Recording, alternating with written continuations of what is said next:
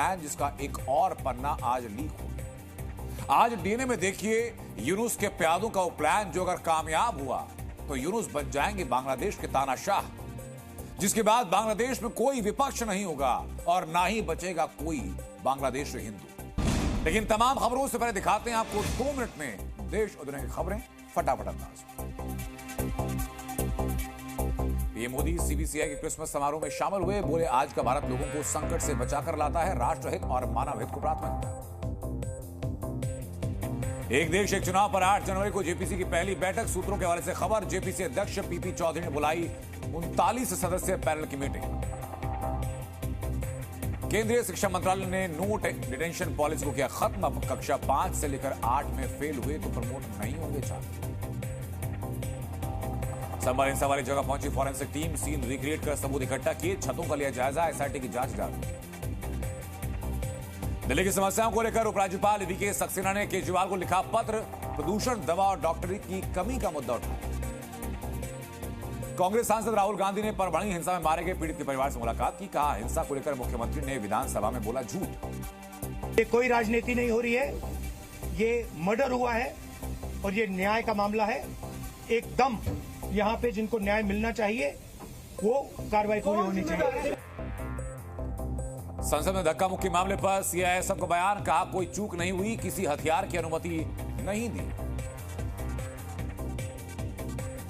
लखनऊ लूट केस में पुलिस की कार्रवाई, 3 लुटेरे एनकाउंटर में गिरफ्तार, 1 घायल, लगभग 2 किलो सोना, तमंचा, कारतूस और कार जब्त की।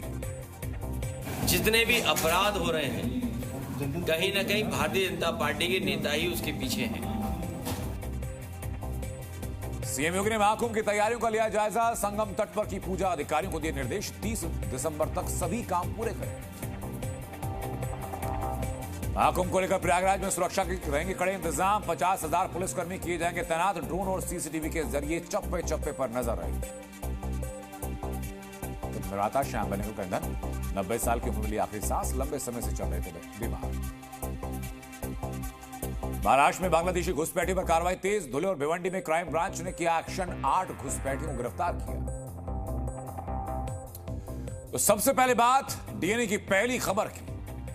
यूपी के शहरों में बंद पड़े मंदिरों के मिलने का सिलसिला लगातार जारी है। संभल से लेकर मुजफ्फरनगर और लखनऊ तक मुस्लिम बहुल इलाकों में प्राचीन मंदिरों के मिलने का सिलसिला जारी है। संभल में समलेश्वर मंदिर के मिलने के बाद जो सिलसिला शुरू हुआ वो रुक नहीं रहा है। एक के बाद एक अलग अलग शहरों में सनातन के साक्ष्य मिलते जा रहे हैं। वाराणसी में सिद्धेश्वर महादेव मंदिर, अब आपको उन मंदिरों की मैं लिस्ट दिखाता हूं जो मंदिर अलग अलग जगह पर मिले। वाराणसी में सिद्धेश्वर महादेव मंदिर, उसके अलावा मुजफ्फरनगर में प्राचीन शिव मंदिर मिलता है। मुजफ्फरनगर के बाद बात बुलंदशहर की। बुलंदशहर के कोतवाली मोहल्ले में सालों से बंद पड़ा एक मंदिर मिला है, जिसको खोलने को लेकर के अब लोग जागरूक हो रहे हैं। अलीगढ़ में प्राचीन शिव मंदिर मिला, मेरठ में पीपलेश्वर शिव मंदिर मिला, तो जौनपुर में काली मंदिर मिला और संभल में बांके बिहारी मंदिर का पता चला। मंदिर के पास मिली सैकड़ों साल पुरानी बावड़ी और अब मिला है एक नया कूप वहां। ये सारी चीजें इन्वेस्टिगेशन में एक करके सामने आ रहे हैं।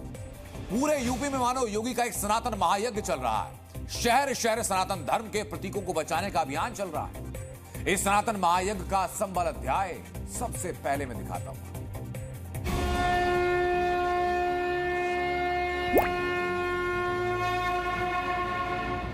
विश्व शांति की स्थापना करनी है तो यह सनातन धर्म ही उसको कर सकता है। भारत के अंदर सनातन धर्म ही भारत का राष्ट्रीय धर्म है।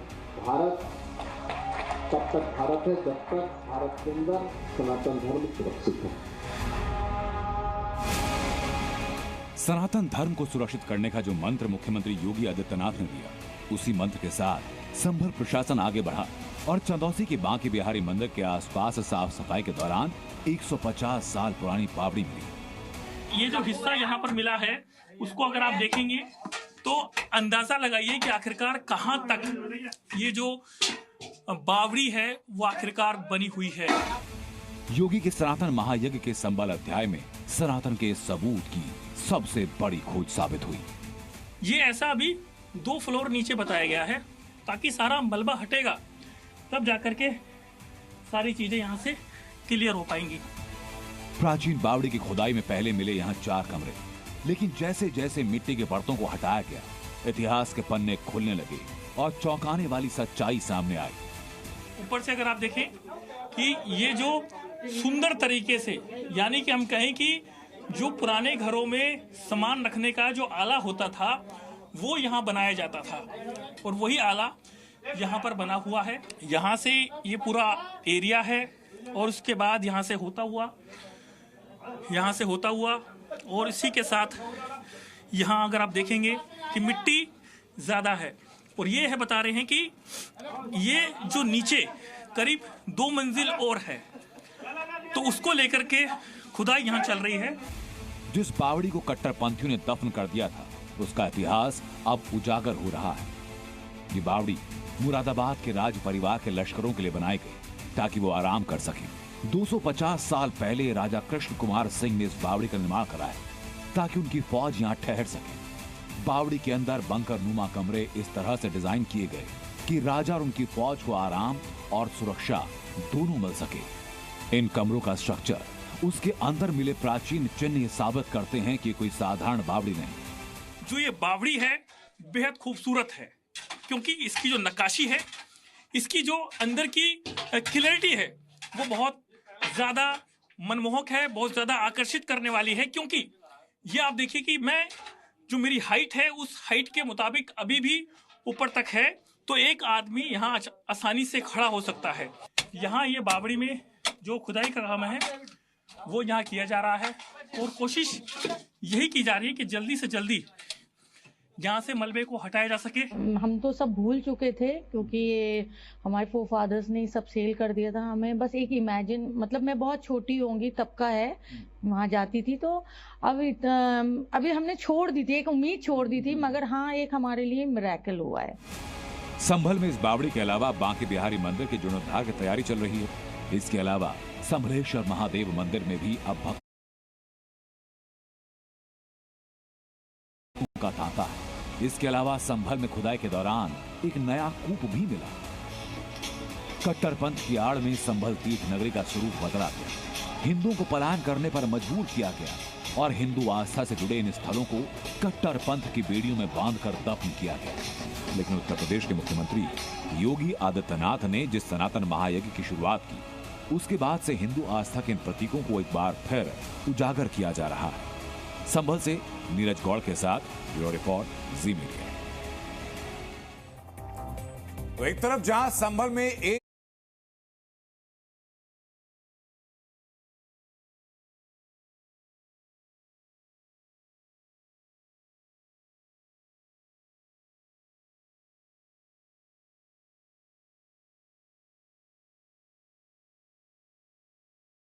के बाद एक सनातन के सबूत धरती से बाहर निकल रहे हैं, तो वहीं योगी सरकार के पूरे प्रदेश में सनातन के पवित्र धामों को संरक्षण